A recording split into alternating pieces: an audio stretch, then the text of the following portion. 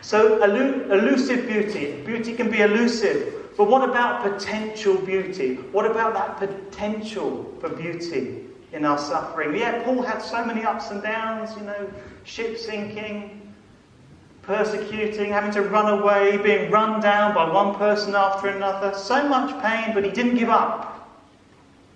He didn't give up, or he didn't give up on God. He was walking by faith, not by sight. And we see this picture of him like a beautiful flower, opening up, opening up, opening up through his suffering. The beautiful colour, the beautiful aroma that he was giving off in so many ways. So we have potential in this if we remain open to God.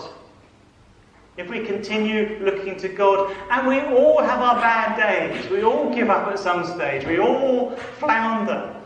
But on the whole, if we remain open to God,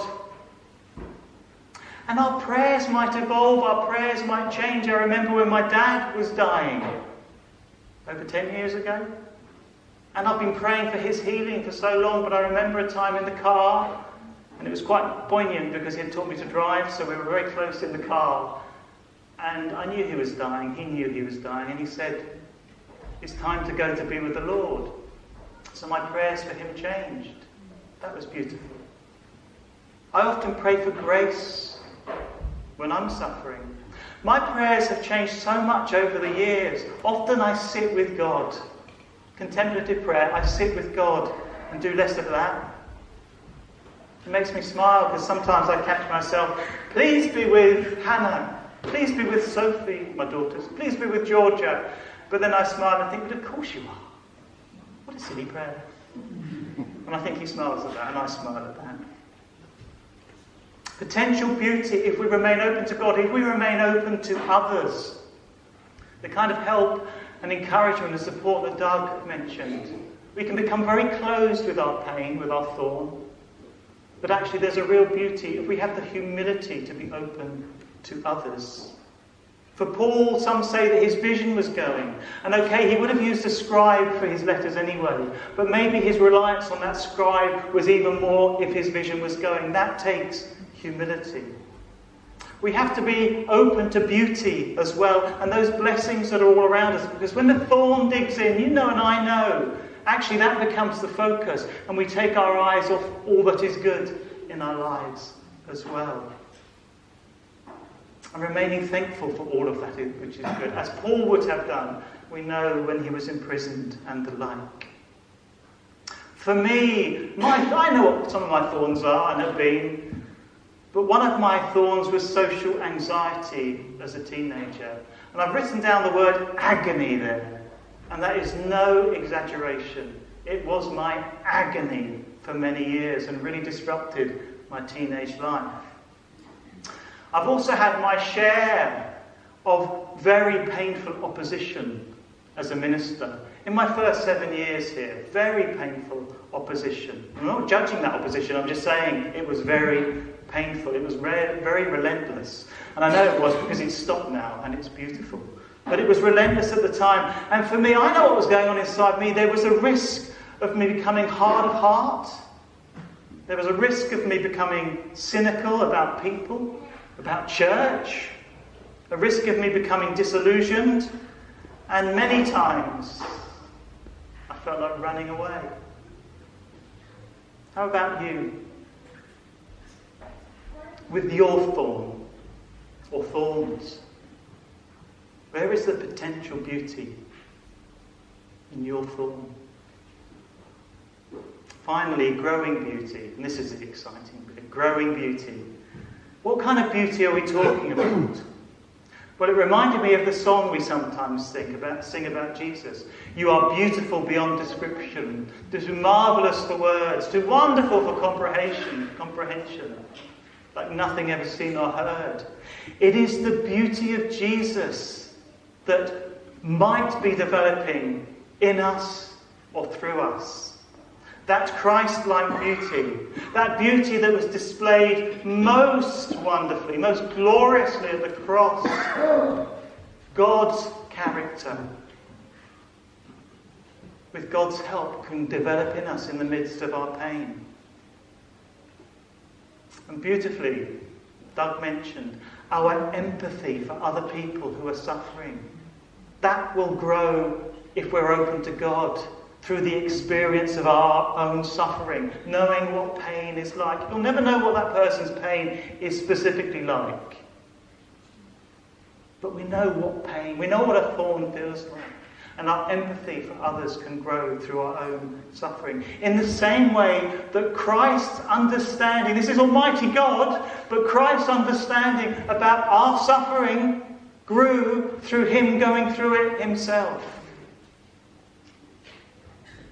There's also the potential beauty, or growing beauty of a growing trust in God. And though I know, it doesn't just happen.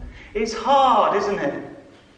It's learning to trust God when it's painful, or when we muck things up and don't trust. But then it's the next day, well, I'm going to try and trust again. It's a journey. It's a process. And perhaps less reliant. I don't know if you've ever had any surpassing visions or great revelations or something like that.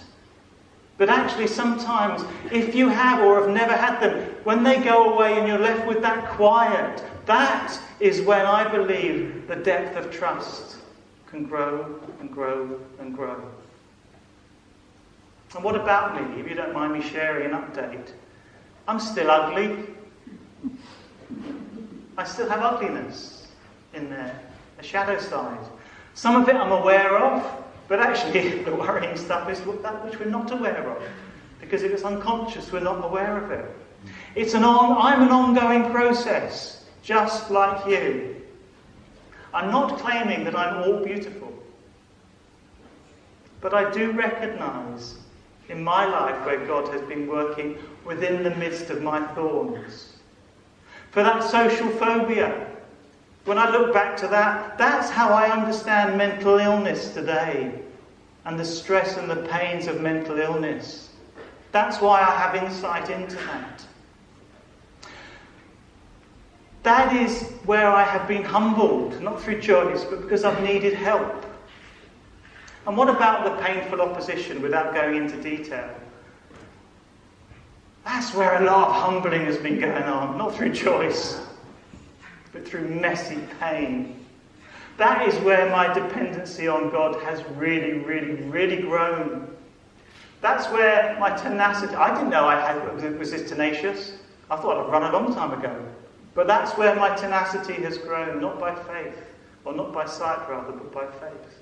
And this is the place where I have been learning, not learnt, where I have been learning and continue to learn how to forgive. That's where I've found my strength in weakness. What about you? Let me ask you this exciting question. Is your thorn, is that potentially the place where God can work within, not sent by, work within to reveal the most beauty in you and through you? What about as a church? Because this applies to us individually, but it applies to us together. We have had pain. We have had losses. We're quite weak now in many ways. But I suggest we have an increasing beauty. And in my eyes, anyway, this is the most beautiful this church has ever looked. Let me draw this together. The way of God is so different to the way of the super apostles, to the way of the world. It turns it right way up. There's still this stuff going on today. You just have to look at the TV evangelists. People peddling the gospel for profit. There's ugliness in the world within church life. There is, don't know if you've got one, but there is a $45 coin, did you know you can get? Gold-plated? Through the God channel. Got a picture of Christ on, Donald Trump next to it. And the person selling it said that God told him that if you buy one of these gold-plated coins and hold it up in prayer to God, then God will bless America. I mean, how ugly can you get? Unless, of course, it was a word of God. There is still ugliness. But let's leave on a positive note. Can God work within any pain? Any pain? Can God still work within anything? I believe yes. the more open we are to his Spirit, the more we keep on keeping on, there is a real beauty to be had in you, and me, and through us.